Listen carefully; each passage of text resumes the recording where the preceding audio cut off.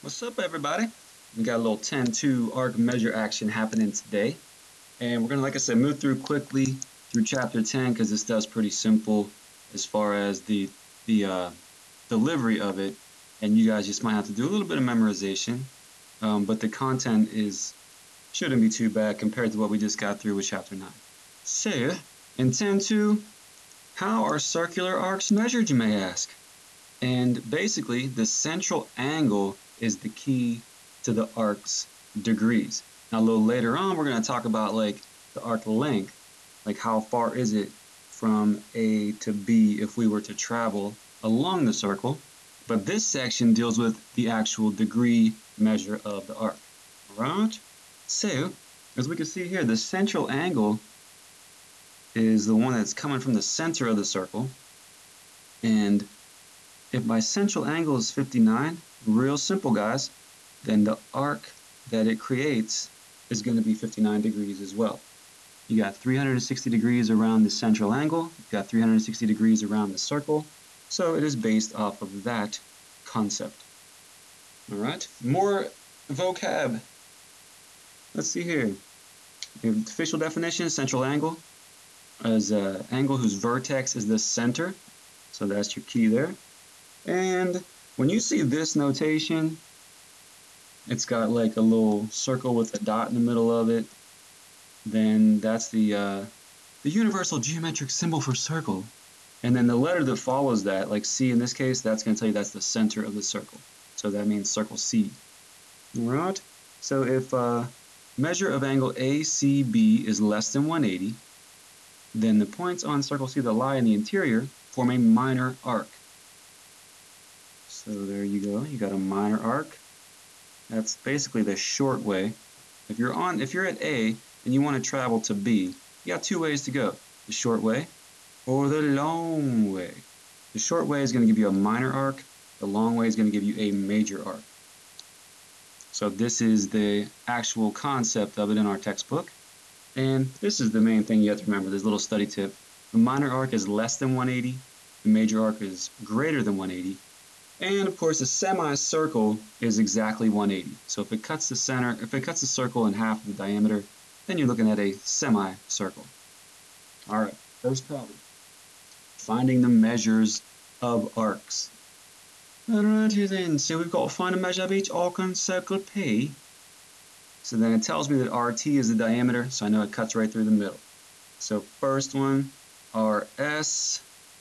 Really, that's as easy as we get. You know that the central angle is 110, therefore the arc has to be 110. Now, this is a key here I want to talk about with this question. How did I know to go to short way when it said just RS? Well, if it just uses two letters, then that tells you to go the short way, the minor arc. Whereas in part B, you see how they say RTS? Now they're telling me we want to start at R and we want to end up at S, but we want to go through T to get to S. So when you have three letters, that's telling you the major arc, as opposed to two letters is just, hey guys, go the short way, that's the minor arc. All right, now how do you find a major arc? Well, you use the concept of 360 in the entire circle a lot in this section. And so if I take 360 and just subtract the 110, then that gives me 250 degrees left for this arc from R to T to S. So you can use the 360 concept if together the two arcs make an entire circle. And then RST, ooh, now what's this? This is telling me start at R, right? Now go through S. So RS and then stop at T. So R to S to T, well, since I know that RT is the diameter, passes through the center, then that's going to cut the circle in half. So that's a semicircle. So you've got a semicircle here. And we know that all semicircles are 180.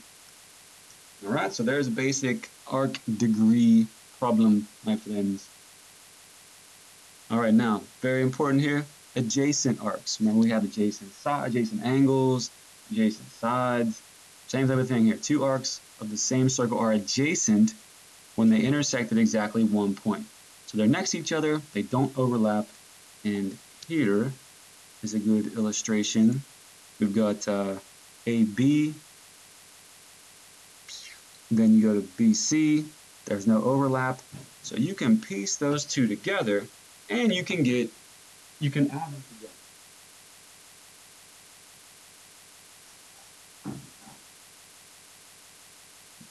Sorry guys, Buttons was getting into something. Stupid cat. All right, so now, using the arc addition postulate.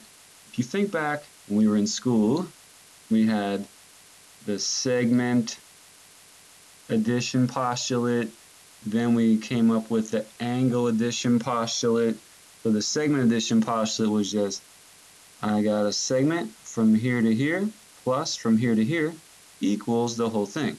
Then we did the angle addition postulate, which was like from here to here plus from here to here equals that whole thing. Well, same thing with arcs.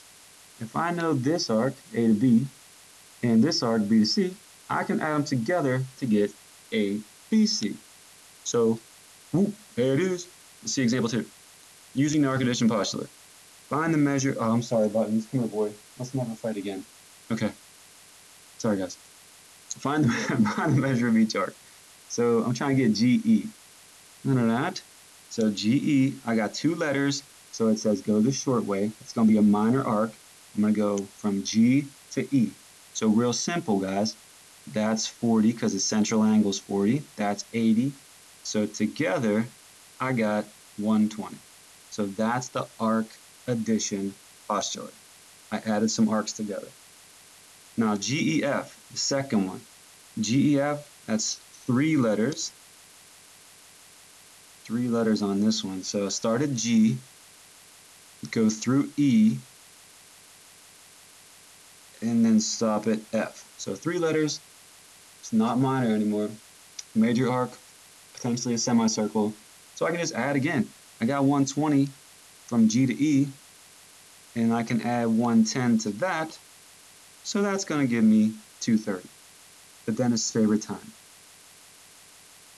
And the last one in this example, we've got G. Oh, wait, slow down there.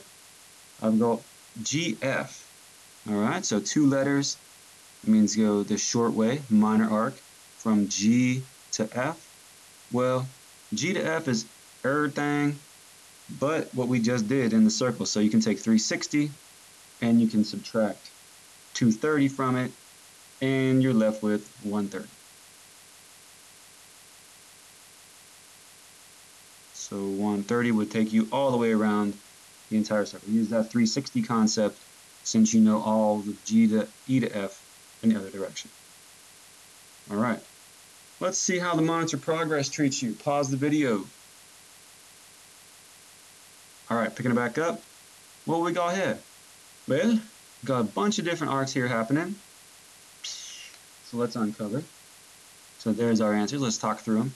First one, TQ, straight up, guys, right? 120 is there. 120 is TQ, minor arc. Number 2, QRT. Ooh, go the long way. Q through RT. Well, it's everything but 120. So that could get that by taking 360 minus 120. All right. Number 3, TQR. Well, that's a semicircle, people. That's cutting it right down the middle. They didn't even have to tell me in the directions because I know that 120 and 60 added together is 180. So that's pretty simple there. Semicircle. Number 4, QS. 2 letters, go the short way. Q to S. Well, this would be 100, so we can fill that in there, right? It's because you could either go 80, making the semicircle, or you could take all 3 of those numbers and subtract them off 360. Either way, you're left with 100 for SR. So then you put the 60 and the 100 together, and that's where that's coming up with 160. And number 5, TS. Straight up, right there, real easy. Its central arc is 80. Its degree measure is 80. And let's see, 6, RST, R through S through T, semicircle again, so 180. All right, that's a good problem, quiz type problem right there.